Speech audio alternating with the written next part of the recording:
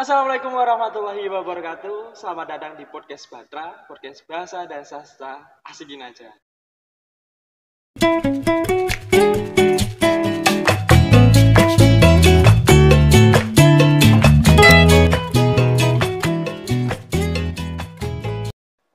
Podcast kali ini adalah podcast buatan dari Hima Satria, Himpunan Mahasiswa Bahasa dan Sastra Indonesia, Pendidikan Bahasa dan Sastra Indonesia. Bersama saya Muhammad Hatibul Umam, tuan rumah podcast Batra. Nah, kali ini saya juga ditemani oleh Pak Ribut dan Pak Susanto, dosen dari Fakultas Pendidikan dan Bahasa Pendidikan dan Kekurangan Universitas Pekalongan. Nah, podcast kali ini kita kehadiran tamu yang luar biasa, multi talenta dan serba bisa, seorang penulis, sastrawan. Halo, Pak Eko Tunas. Halo juga. Halo Bapak. Halo Bung. Halo Bung. Halo Bung. Pekalongan itu halo Bung. Iya Pak. Ya. Bagaimana keadaannya Pak? Bapak-bapak semuanya? Ya baik-baik. Cuma belum makan sego megono ini. Oh iya belum. Belum ngerasain mantapnya megono ini. Belum. Belum sempat nih. Tadi di sini belum ngerasain megono, belum kulinernya belum dicobain Pak? Belum. Nanti sesudah ini mungkin ditraktir Pak Ribut ya. Siap. Nah, podcast kali ini kehadiran sosok Pak Eko Tunas. Beliau adalah seorang sastrawan, kelahiran di Tegal ya Pak, dan sekarang berada di Semarang. Habis ini mungkin ada acara lagi ya Pak? Iya di Tegal. Seperti tema dalam podcast kali ini, podcast berkaitan dengan bertema semangat muda menyambut bulan bahasa. Bulan bahasa ini kan juga kaitannya dengan tentang bagaimana bahasa, terus saya dari dengan sastrawan. Untuk Pak Eko Tunas ini mungkin bisa diceritakan menjadi seorang sastrawan ini supaya bagaimana? Saya berkesenian dan bersastra karena keturunan saya. Jadi mbah saya namanya Sugarto. Itu pemain wayang orang Ngesti Mulyo di Tegal. Kemudian bapak saya seorang pelukis, penulis, jurnalis, dan sutradara sandiwara. Waktu itu belum ada teater ya Mas. Terus menurun ke saya, ya. Jadi tapi saya merasa sangat disayang oleh Allah karena saya diberi bakat seabrik. Saya menulis apa saja Mas, puisi, cerpen, esai, novel, ya, dan lain-lain, naskah drama. Ya. Saya juga melukis karena saya dulu kuliah di Sekolah Tinggi Seni Rupa Indonesia, asli Jogja. Saya juga berteater, juga monolog keliling. Jadi itu saya merasa saya sangat dimanja ya. Lain-lainnya enggak ada, masih itu paling nulis ya. Berteater juga. Iya. Tapi melukisnya enggak. Kadang-kadang. Mas Anto menulis artikel ilmiah. Jadi itulah rasa syukur saya. Cuma ibarat moyang ayam oke. Si jiwa ora kecekel gitu. Rada digadi gitu. Jadi ya masih begini-beginilah.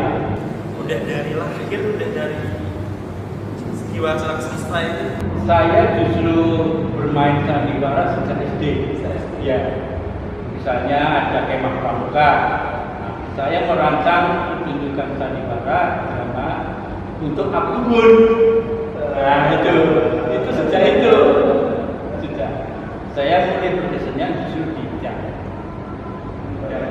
Ya, kemudian SMA saya mulai menulis puisi karena saya juga diserai sebagai pimpinan redaksi majalah Dini di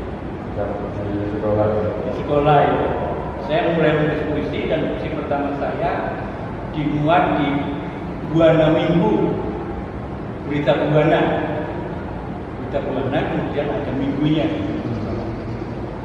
Itu waktu itu termasuk media yang bergengsi karena punya kondang itu dimuat. Jadi muncul Eko Tunas sopo iki dan sangat bangga karena biasanya datangnya di sekolahan. Gitu. Wah. Iya. Sopo ini. Tapi ya itu terus teman-teman kita traktir. Traktir gitu. Nah itu. Saya lupa biasanya waktu itu berapa. Tapi kalau sekarang berapa gitu. Dan dengar juga sih di sumber internet sih Pak ya, kalau saya koreksinya Pak. Jadi Pak, ekonomis itu juga ada masalah 4E ya Pak. Ya. FH Ainansi atau Caknun, terus ada EP3AD, terus ada EH Kata Negara. Bisa disahkan kok bisa ketemu sama orang-orang hebat itu ada apa lagi Pak Caknun, EP3AD dengan lagu-lagunya. Ya. Yang 4E ini pada waktunya pernah menjadi legenda, terutama justru di Pekalongan. Saya itu pernah menggelandang di Pekalongan. Ya, bersama EP3AD. Apa tuh Pak gelandang gimana? Gelandang itu ngapain? Ya apa? Lucunya dia itu kalau ngamen harus duduk di kursi, pinjam kursi dia duduk. Oh iya. Kan gitaranya harus duduk. Dan lagu-lagunya seperti itulah sekarang disebut sebagai musikalisasi puisi. Nah, di Pekalongan ini juga Mas Ebit itu sempat melahirkan 2 lagu, yaitu ketika kami diajak ke Lolong, sungai Batu-Batu itu diajak oleh Mas Kata dan anggota teater kandidat pada waktu itu. Nah, pulang dari Lolong, Mas Ebit bikin lagu Lolong itu. Tapi di YouTube ada. Nah, itu suatu ketika kami diajak kondangan di perkawinan keluarga Arab di kampung Arab, saya lupa di mana.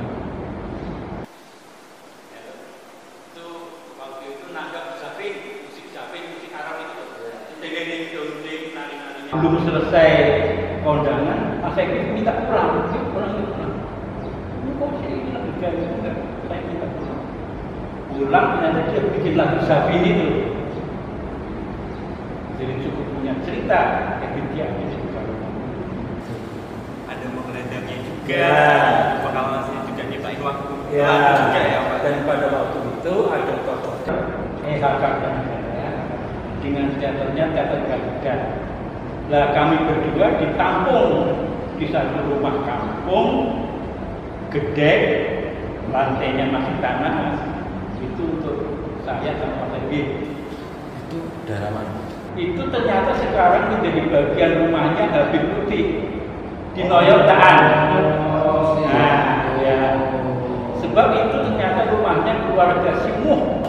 Oh iya, Anggota teater kandidat. Dan kalau tidak salah, adiknya atau keponakannya Habib Putih. Rumahnya di Noyotaan itu lah. Belakangan kemudian saya pengen ke situ lagi, ya sudah menjadi bagian rumah. Gitu.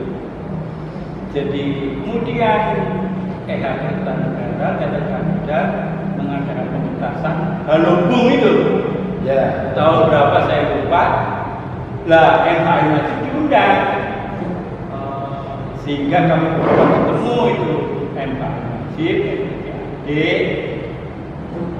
Kertanegara di gedung Batik ya. PPIP. Ya, PPIP yang dulu tuh. Jalan Kartini. Dr. Wahidin. Oh, Wahidin. Yang sekarang itu jadi mall itu loh. Oh iya.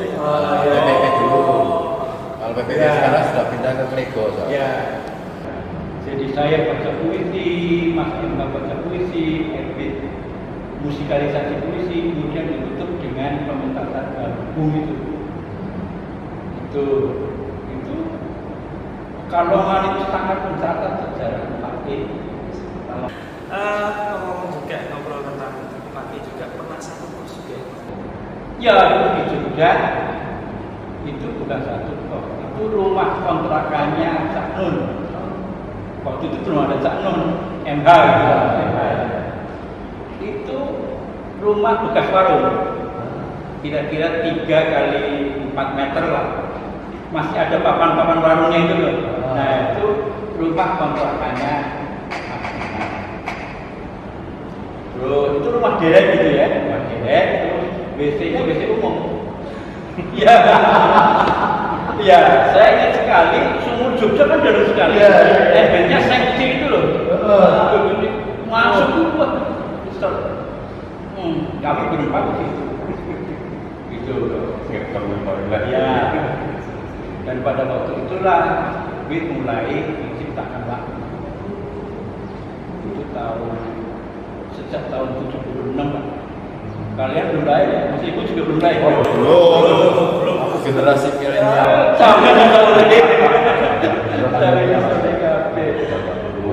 Itu Cerita tentang 4E itu ya denger dari Mas Karta. Dia sempat cerita bahwa dulu itu gini-gini sampai Mas Rendra ketika kesini juga beliau juga kan yang dan itu ternyata banyak kenangan asik juga. Iya. Dan aku iri. Ya. Sebagai generasi yang sekarang aku iri, kenapa itu nggak bisa terulang gitu oleh generasi sekarang? Itu lebih hebatnya lagi Karongan pernah punya sejarah yang sangat hebat karena pada tahun 77-an itu kan sampai tahun 90-an itu pernah ada teater kandidat pimpinan angkatan. Naskahnya bikin sendiri, album, pesta, terus apa lagi ya, banyak lagi. Dan pentas pada waktu itu dengan gedung menyewa dan tiket dijual dan dipajak. Itu pada waktu sekarang ada dewan kesenian, praktis ya gedungnya. Tapi malah kurang. Itu. Tadi bicara tentang bagaimana generasi ya, bagaimana generasi sekarang ya Pak, bisa tidak terulang lagi.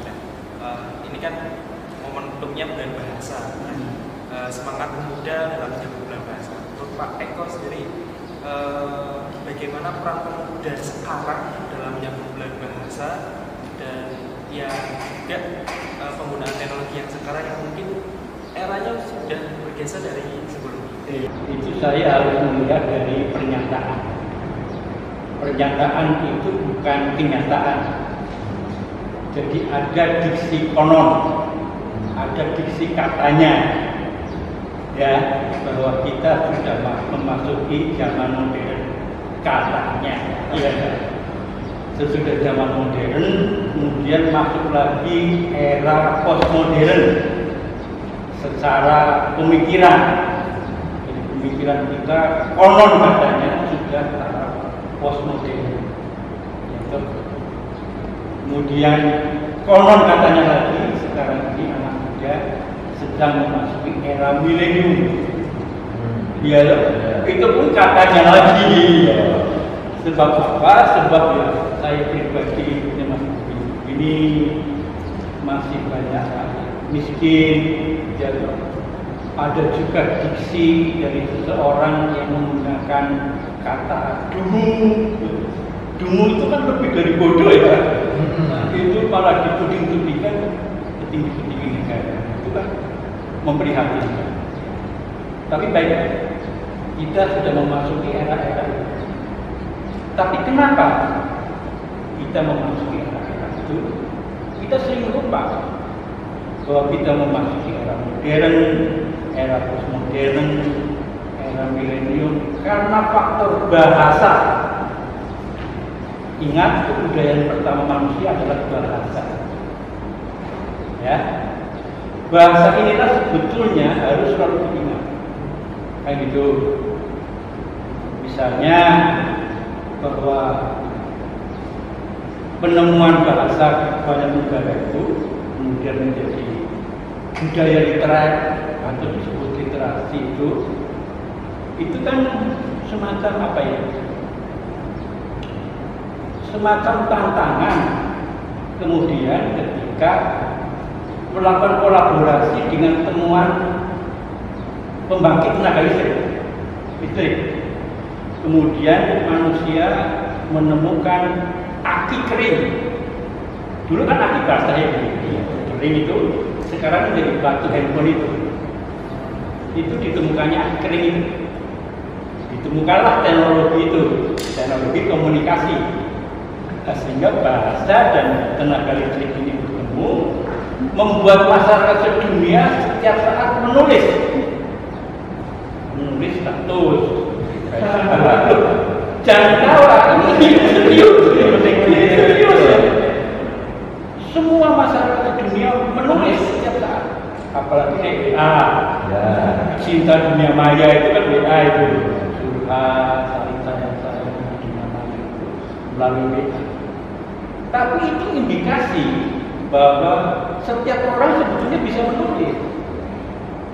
Karena apa? Karena bagi saya, syarat untuk orang bisa menulis itu cuma satu, tidak bisa huruf. Dan teori untuk bisa menulis itu cuma satu. Tulislah satu kata dan biarkan Tuhan menggerakkan tanganmu. Sudah, setiap orang bisa menulis. Apalagi ada indikasi munculnya teknologi HP pintar itu, ya kan? Mestinya itu. Cuma kadang-kadang ada hambatan karena melihat kiri kanan. Cerpennya masih itu bagus, puisinya Mbak Inayah kok bagus, saya kok begini saja, itu hambatan. Itu sama saja dengan melihat rumput tetangga hijau, pacar teman lebih cantik. Jadi menulislah, seperti kata Pramudia, menulislah supaya hidupmu bisa diabadi. Karyamu yang dibaca sampai akhir zaman, dikenang sampai entah sampai. Jadi menulislah. Begitu. Kadang juga seperti saya suka awal muda yang masih awam ya Pak, masih belajar di lingkup sastra. Kadang juga kalau mau menulis, kalau mau berkarya di dunia sastra sendiri banyak hambatan karena mungkin sifat dari seorang pemuda itu kadang masih ada rasa malasnya, masih ada takut percaya diri dari apa yang dia tulis.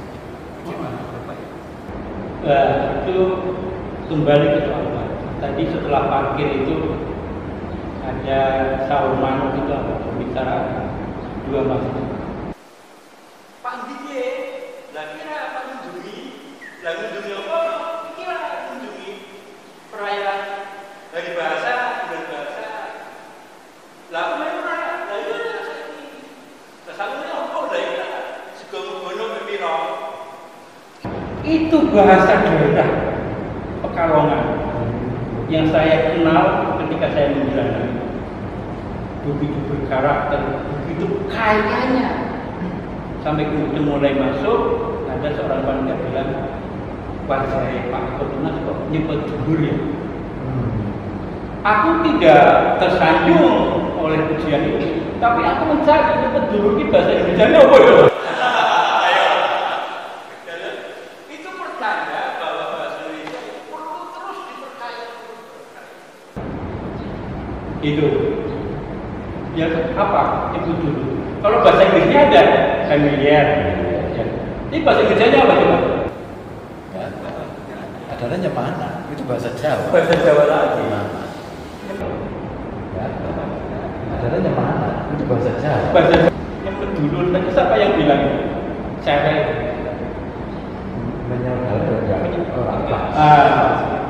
Itu artinya bahasa Indonesia perlu diperkaya lagi.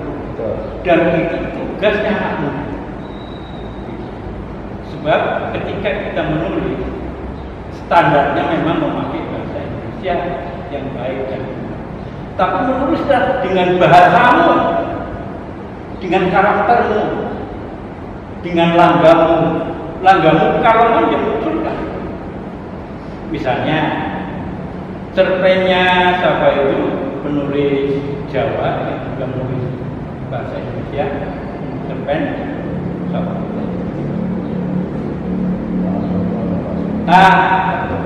Suparto Brata itu cerpen-cerpennya beberapa kali dimuat di Kompas dengan bahasa Indonesia, tapi langgamnya kan sangat Jawa. Gitu.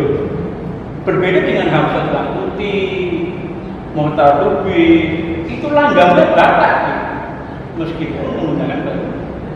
Itu loh. Lah munculkanlah anak muda itu kaya dengan sudah kata-kata di dunia teknologi seperti sekarang. Apa aja? Kepo, ya loh. Apalagi syair, bucin,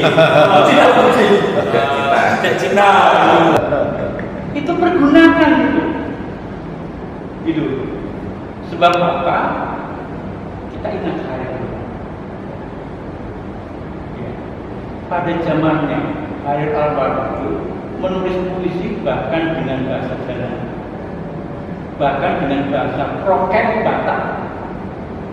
Mampus kau dikoyak-koyak sepi, itu bahasa kroket ya. Dan waktu itu dihina-hina karena pada saat itu kan zaman sastra Melayu yang idiomoi, yang berpindah-pindah, wahai ratna bulanku hijau permai, gitu. Khalil Anwar dengan bahasa keseharian, bahkan satu puisinya, aku ini binatang jalan dari kumpulannya yang terbuang. Apa itu? Waktu itu Khalil Anwar bagi kita sebagai penjahat bahasa, penjahat sastra karena merusak.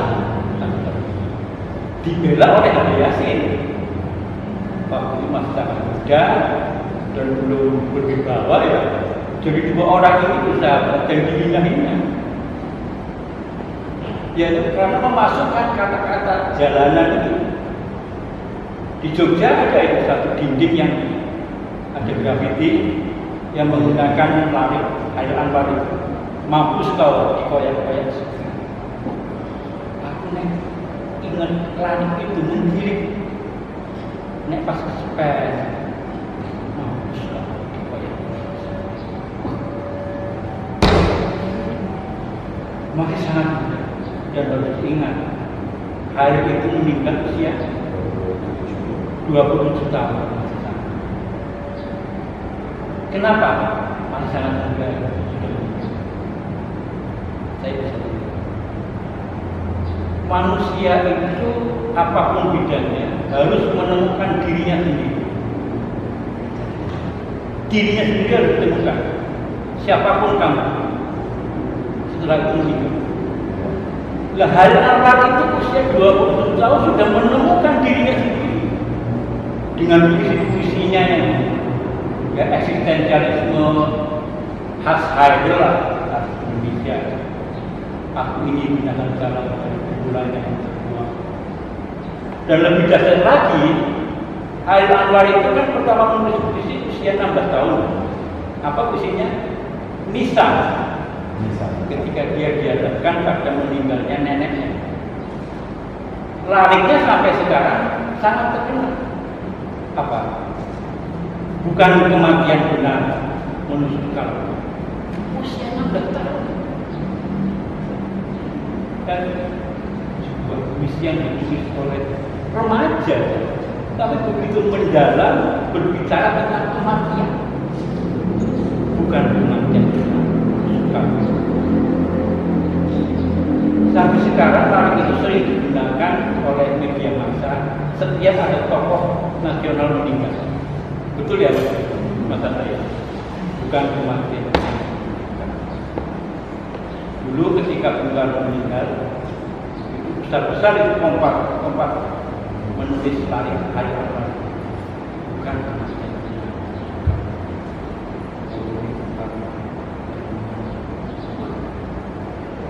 Itu kekuatan bahasa yang konon katanya mengubah cara hidup manusia, mengubah cara berpikir manusia. Tapi manusianya sendiri sering berubah kata.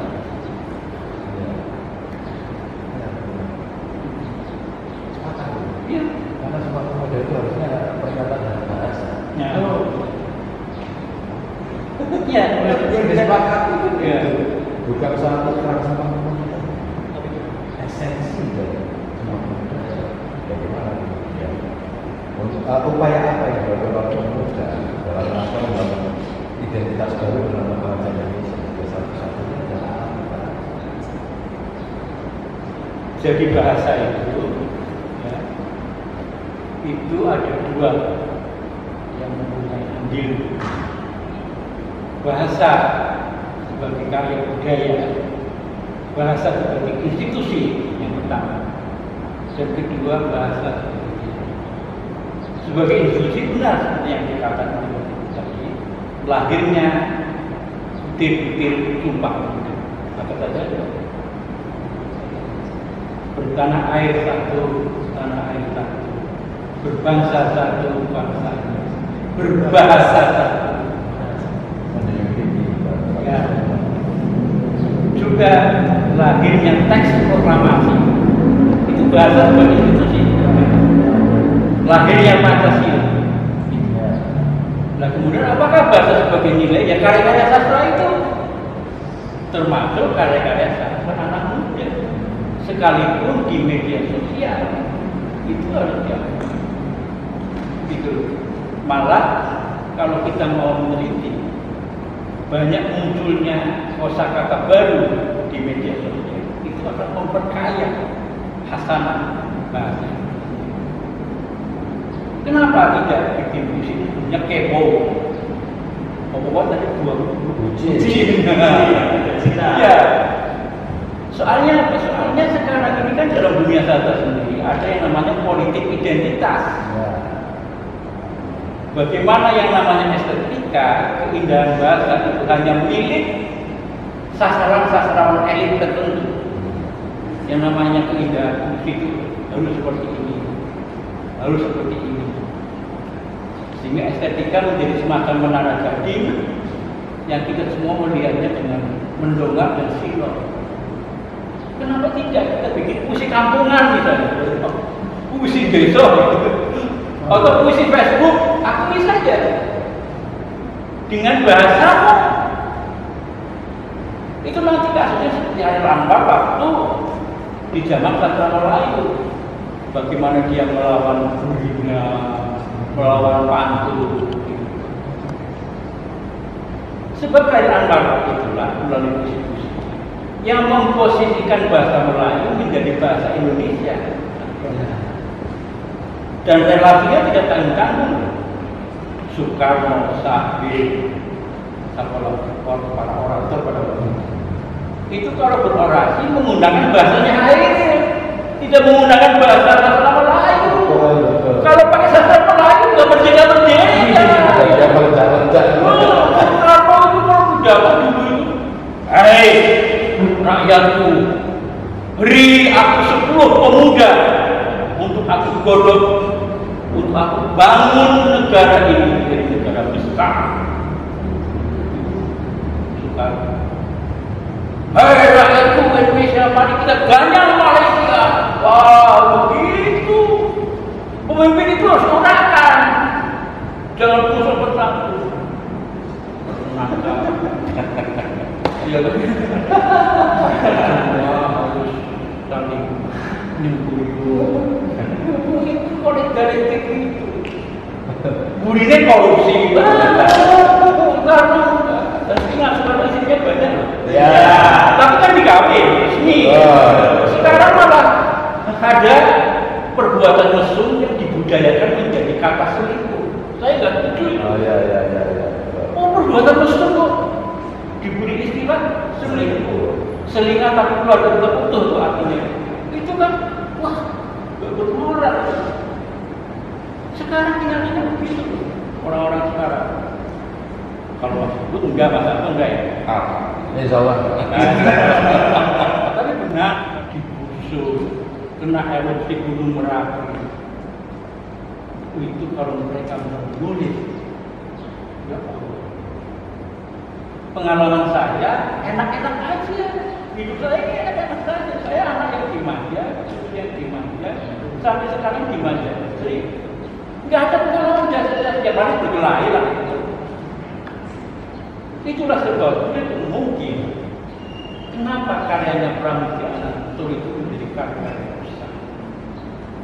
Karena pengalamannya sangat sepanjang hidupnya, hidup dari penjara, zaman Belanda penjara, zaman Jepang penjara, zaman Orde Lama, Orde Baru dibuang ke apa? Begitu reformasi. Tetra novel itu manusia anak bangsa, jejak langkah, rumah kaca ditulis di Nusa Kambangan.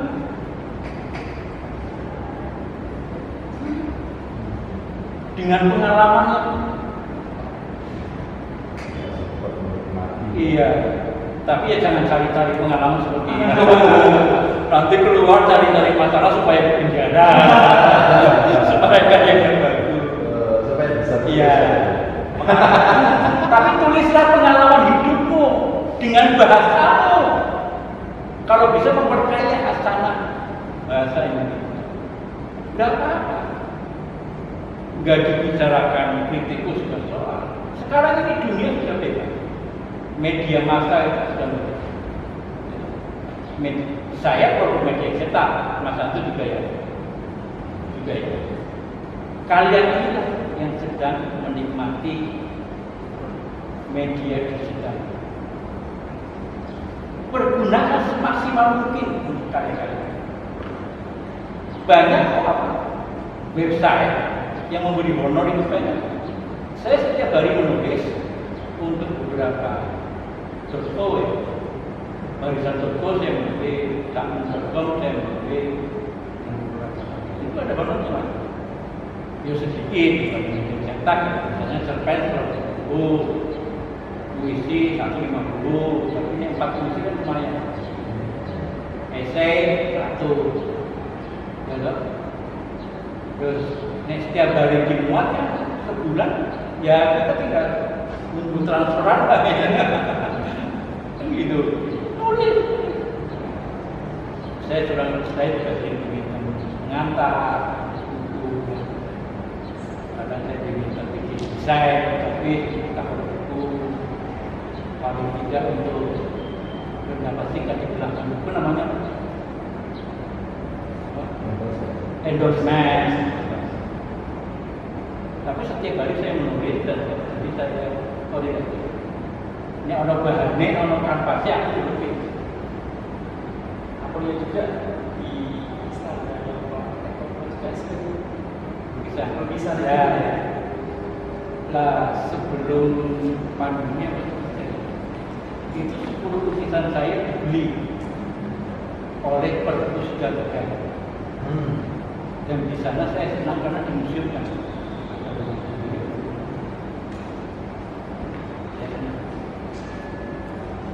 Sebetulnya anak saya di rumah dulu sekolah kuliah unit dibikin pecah sebenarnya. Dan kalau saya hanya menggantungkan diri saya dari menulis lebih banyak dikit dari tulisan. Sekarang sampai di mana? Saya semua terus ya kerja sekarang sebagai ekonomi kreatif. Ya. Nah, kita bisa memasuki dunia ekonomi kreatif. Pertanyaan dari saya, bisakah Indonesia memasuki dunia ekonomi kreatif? Yang katanya dananya triliunan, triliun. Bisa tidak? Kementerian tersendiri kan Di negara-negara maju bisa, Cina, Korea, bisa. Kita lihat drakor kayak apa. Cina itu hampir semua produk itu dari Cina. Tahu tidak Cina? Misalnya Anda di TV, ditambahi handphone, Anda beli TV plus handphone. Bahkan kadang-kadang plus produk kecantikan. Itu Cina, Jepang, Korea. Karena apa? Karena mereka mampu mengejawantahkan kata kerja. Kerja itu mereka mampu menerjemahkan. Kalau kita, sih enggak. Ya memang itu kan kata kerja itu. Bayangan orang-orang kita sebenarnya kerja ya Pak. Ibu, Mas Sabto, esok makan, jos, itu bagi masyarakat kita kan begitu. Jadi, naik rumah gue nganggur, Orang Korea, orang Jepang, orang mana itu biasa kerja di rumah. Gak ada, jarang mereka malah yang jadi guru semacam itu. Esok kerja monitoring. Di sana bagi mereka aib itu. Aib itu guru. Dianggap guru. Yang namanya kerjanya di rumah, memproduksi apa kamu? Makanya saya dengar ada program ekonomi saya kerja ya bisa, gak bisa dikata kerja. Ya kan? Kamu nanti paling jadi guru. Kacau ya. Iya. Maksudnya ekonomi kreatif kan seperti itu, Pak. Bagaimana setiap orang memproduksi karyanya itu dari produksi. Saya sampai sekarang di lingkungan kampus saya dianggap penganggur. Gitu loh. Neng omah bae. Tapi yo anak ini kok malah gitu.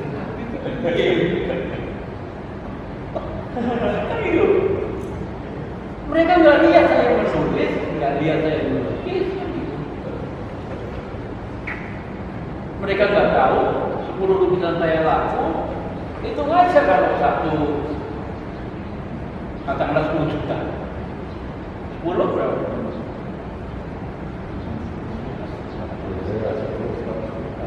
Itu orang.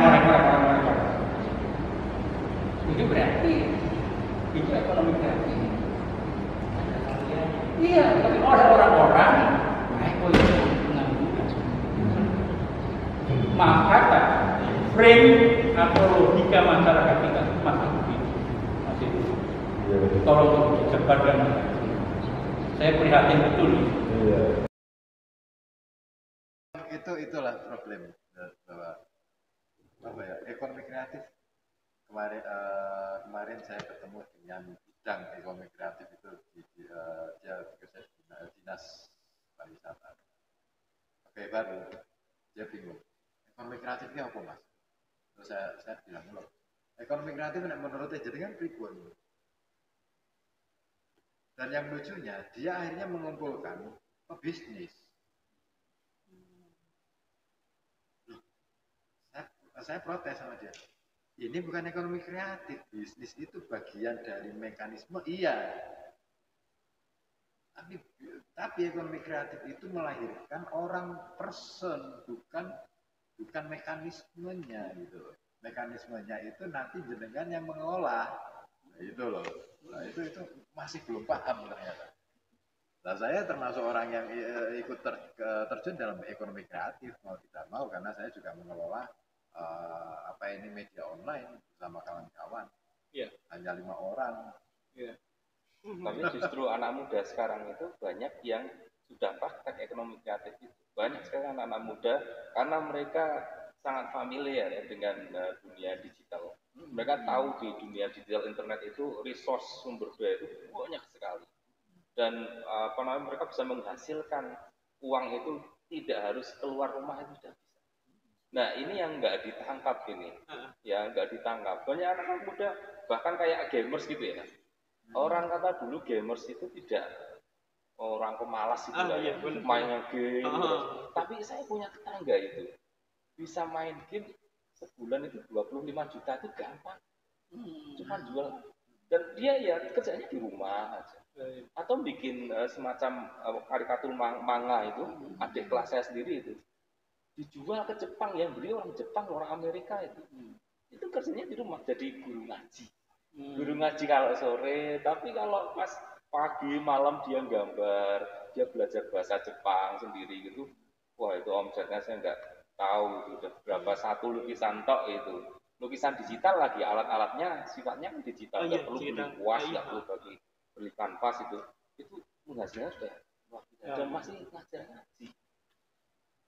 Ini secara praktek anak muda banyak yang muda, tapi secara institusional ya seperti Kemenkraf itu dan sebagainya atau pejabat-pejabat itu kayaknya belum paham tentang seperti yang diungkapkan oleh Pak Ribut tadi.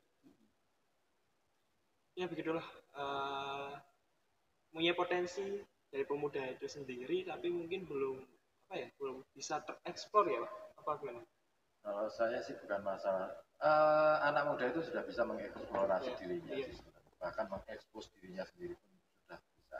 Cuman problemnya kan tidak ada institusi yang secara formal itu yang bisa mengarahkan. Problemnya di situ sebenarnya. Jadi yo stuck. Kasihan, dong saya aja yang bertempur di media. Akhirnya saya menyediakan ruang untuk anak-anak muda, menyediakan ruang. Ya memang ada ketakutan, jadi nggak tahu kaitannya dengan ini ya, kembali ke kaitannya dengan bahasa. Ketika anak-anak muda suruh, ayo kita dorong untuk menulis, pakai bahasamu sendiri, pakai. Ternyata mereka takutnya minta ampun. Anak Pekalongan pertama. Nah, itu generasimu ya. Ini yang harus saya dorong. Gitu. Padahal kita sudah bahkan kita sudah berani waktu itu. Mulai sekarang itu malah justru sudah berani. Ayo kirim tulisan, kamu dapat honor. Kemarin belum, karena kami masih mengumpulkan, menjemput. Sekarang sudah ada AdSense, kita dapat iklan, kita dapat apa lagi kepercayaan dari sponsor, katakanlah beberapa hotel itu sudah pasang iklan ke kita. Itu peluang gitu loh. Ya, jadi yang dicontohkan Mas Ibut maupun Mas Santo ini kan orang per orang masih. Tapi belum secara struktural menjadi satu paradigma kesadaran bersama. Bagaimana yang namanya kerja ini? Hanya satu kata loh Mas. Kerja masa nggak bisa sih? Ya tuh. Di lebih bagaimana mental. Meskipun kita masih negara berkembang ya. Bagaimana mental negara yang masih berkembang ini, bangsanya, untuk menunjukkan diri, memaksimalkan diri dalam etos kerja itu. Gitu loh. Sehingga menjadi satu kesadaran bersama. Ada satu, tadi kebetulan ada soal penghargaan terhadap seniman. Saya pernah mendengar cerita dari Afzal Mana, seorang penyair, beberapa penyair, termasuk para perupa yang sering keluar negeri. Yaitu mereka berpameran, atau pamer buku, baca puisi di luar negeri. Dalam dialog, ngobrol itu, orang-orang sana itu heran. Jadi negara kalian, pemerintah kalian nggak memberi subsidi kepada para seniman. Enggak. Kami hidup sendiri. Loh kok bisa? Di negara-negara seperti Jepang, Korea, itu seniman itu di opening itu pemerintah. Itu cerita dari Afrizal. Afrizal pernah ke beberapa negara. Kok bisa hidup? Ya bisa. Di satu pihak begitu, di pihak lain, yaitu etos kerja itu belum bisa menjadi kesadaran sosial secara menyeluruh, secara struktural. Apalagi secara kultural. Seperti di negara-negara maju yang saya sebutkan tadi. Kita masih orang per orang. Gitu. Coba tanya setiap orang tua. Pasti masih anaknya sok yo jadi pegawai negeri le, ben selamat uripmu ya toh. Apa jadi dokter dari dulu. Iya. Jadi aku Bian kan sempat pinginnya DO, nggak lulus kuliah karena saya punya kemampuan. Untuk apa ijazah? Saya bisa bikin ini, dan itu sudah menghasilkan waktu itu. Saya sampai bikin studio, bisa merekrut 15 mahasiswa di tingkat saya untuk bekerja dengan gaji yang lumayan gede. Tapi oleh ibu saya, itu dianggap mainan. Kerja itu berangkat pagi, pulang sore, ada waktu libur, gaji jelas. Paradigma itu yang membuat akhirnya aku ya sudah deh, aku nyerah. Oke, karena kemauan ibu adalah itu ya sudah saya Gitu. Terkadang juga pemuda sendiri dalam berkarya nih Pak, takut untuk menciptakan karya itu ya diapresiasi. Itu tanggapannya gimana? Takut Untuk tidak diapresiasi apa karyanya tersebut. ya sekarang ini dunia seni dan sastra itu sudah berubah ya. Ya. Sekarang kritikus itu ya apa itu namanya? Masyarakat Facebook itu apa namanya istilahnya? Netizen. Mereka yang menilai, yang memberi like, yang komen itu. Betul. Kalau dulu peran kritikus sangat besar, tapi sekarang sudah berubah. Kan gitu. Anak saya yang menuruni saya itu anak kembar laki saya, namanya Zaid Paningrom. Itu sudah cukup dikenal namanya. Dia kritikus film dan novelnya sekarang hampir 6. Ya.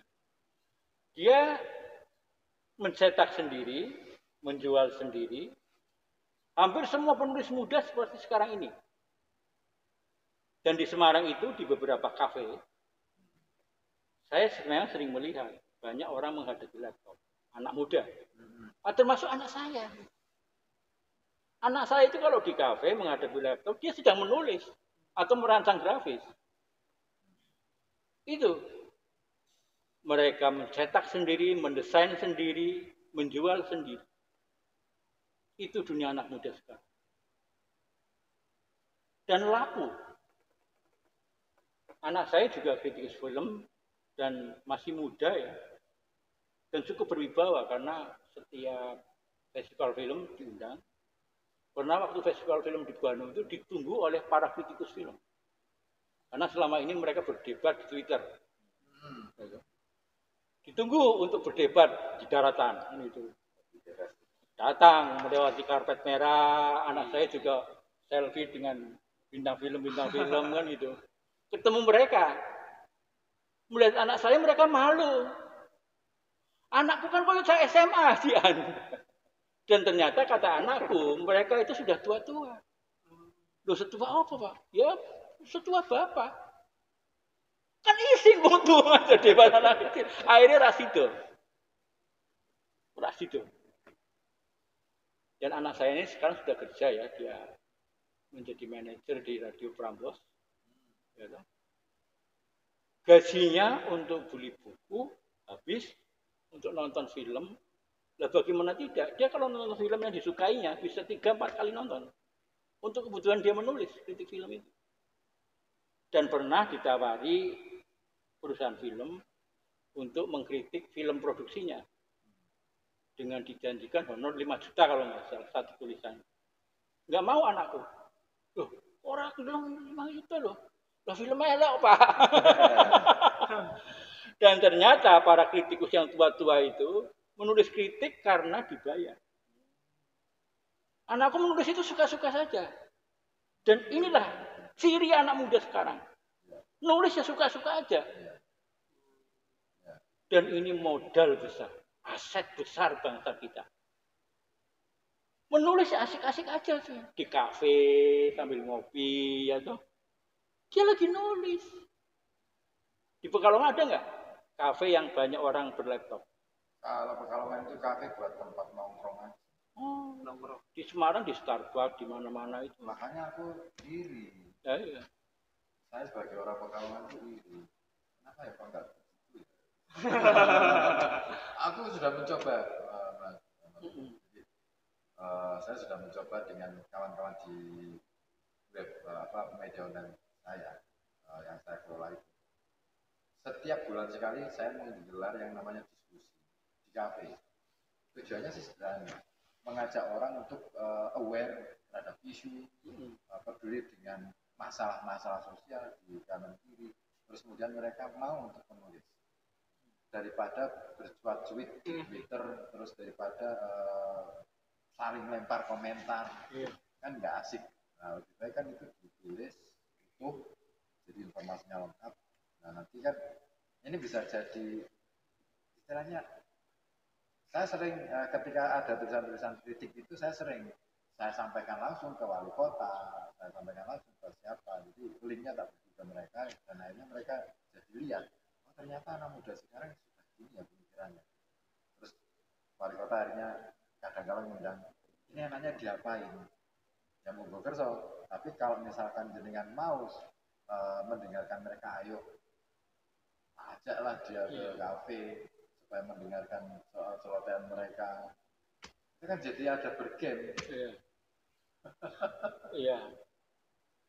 Dan karya seni ya, karya seni dan buku di rumah itu sangat berpengaruh besar dalam mencerdaskan anak. Anak saya 5, saya tidak pernah mendidik, tidak pernah menasihati. Tapi rumah saya meskipun kecil ya, saya buat sebagian rupa, buku banyak, berbagai cabang buku, ilmu ya, lukisan rumahku itu dindingnya hampir tutup lukisan semua.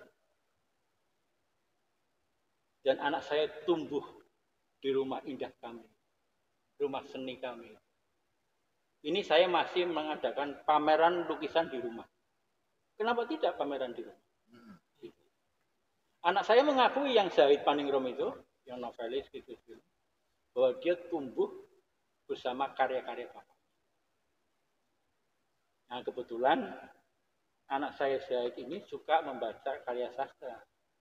Nek kamase senenge buku politik. Soekarno, makanya sekarang di Bawaslu dia. Ya sudah pegawai negeri di Bawaslu pusat. Soekarnois dia. Karena membaca buku-buku politik Soekarno itu sejak SMP, gitu loh. Ya ada juga yang anak saya yang cewek kembaran itu sering diledek sama kakaknya ini, yang kembar ini. Senengnya mau coba buku resep masakan. Dan cita-citanya pengen buka warung makan. Ya nggak apa-apa. Iya. Nggak apa-apa. Cita-cita mulia juga. Itu termasuk ekonomi kreatif. Ya kan? Misalnya apa?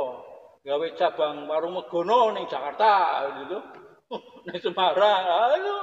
Itu perlu itu. Perkenalkan Sego Megono di seluruh Indonesia. Belum ada tuh? Belum.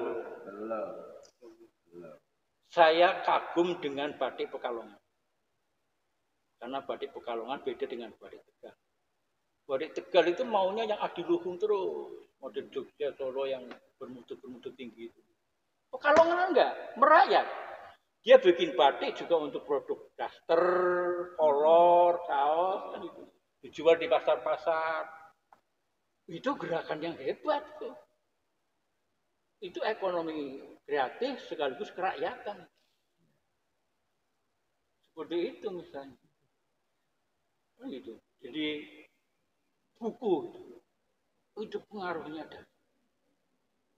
Saya sebagai orang tua tidak pernah mendidik, apalagi menasihati. Cukup mereka membaca buku.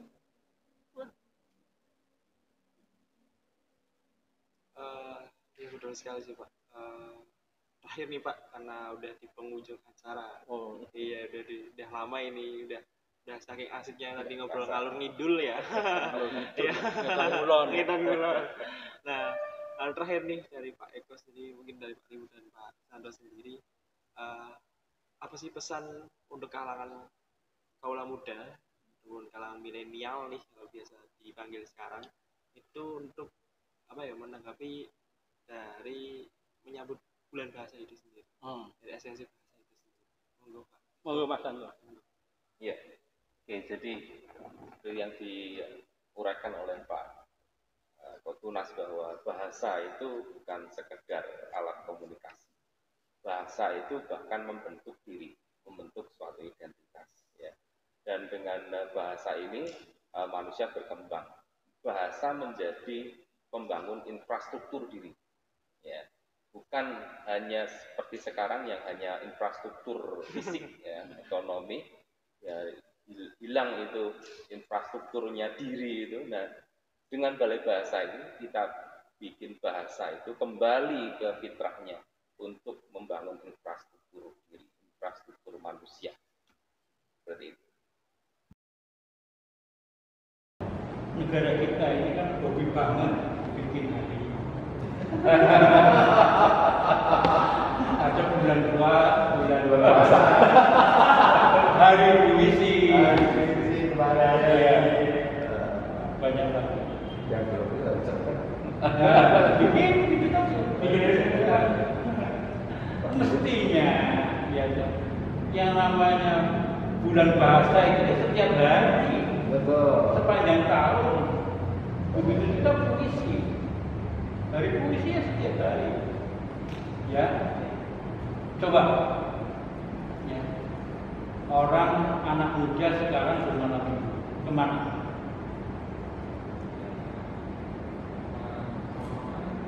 kenapa tidak berputar? Perpustakaan betul. Perpustakaan Maksudnya betul. Unikal ada perpustakaan. Ya. Berapa pengunjung?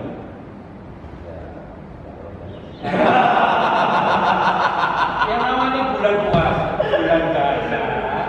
Ya setiap saat datanglah ke perpustakaan Unikal. Iya. Baca buku di situ. Yes, sepakat. Atau datang ke rumah saya kalau nggak bisa. Ini Saya ada perpustakaan. contoh kasus ya. Anak saya yang penulis novel kritikus film itu, Syed Paningro itu kelas 3 SD tidak bisa baca tulis. 3 SD. 3 SD tidak bisa baca tulis, sampai terpaksa dikhususkan buku. Jadi teman-temannya khusus matematika, khusus. Anak saya khusus baca dan menulis. Tapi begitu bisa menulis, bisa baca, dia sikat itu. Dia dibesarkan, didewasakan